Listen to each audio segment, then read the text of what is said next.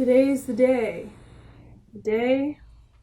that we bottle the pomegranate, cherry, apple thingy mead. It has been sitting for a full 2 months, a little bit over that even, on vanilla bean. First things first, I'm gonna rack it into a bucket.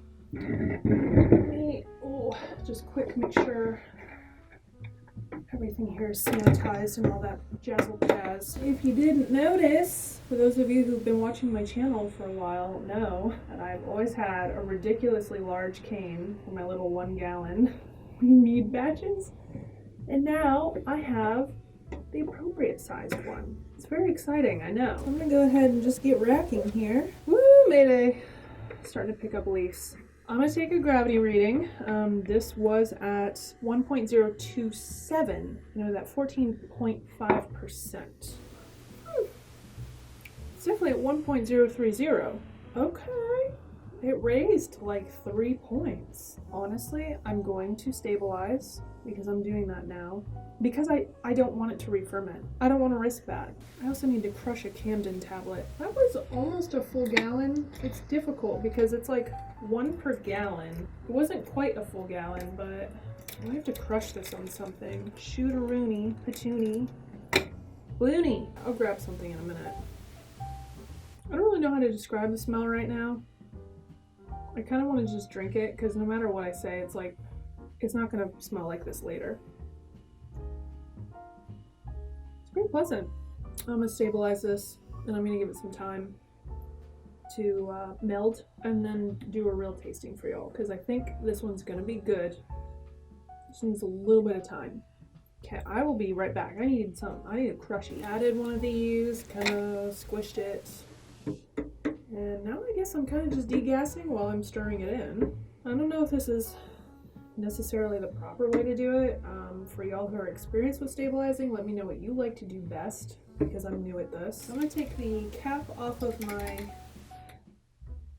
dually hopper. I need to get my bottles ready. Oh my gosh, I just realized I never did that. I just got some new bottles. I got some 375 milliliters that get corked. So I'm really excited for this. This is different. Here we go. I got 8 375 milliliter bottles, a beer bottle, and a glass, which means I could have gotten like 9 of these. Darn it. It's so hard to eye it out. This is pretty well rounded.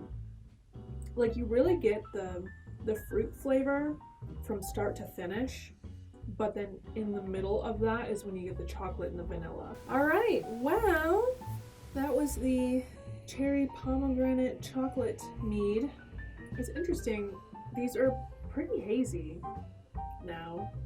Even though it had been sitting for 2 months, it never really like cleared.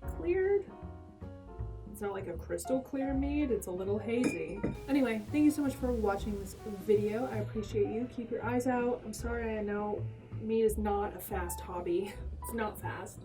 And I want to do a tasting when the mead becomes more of what it's supposed to be.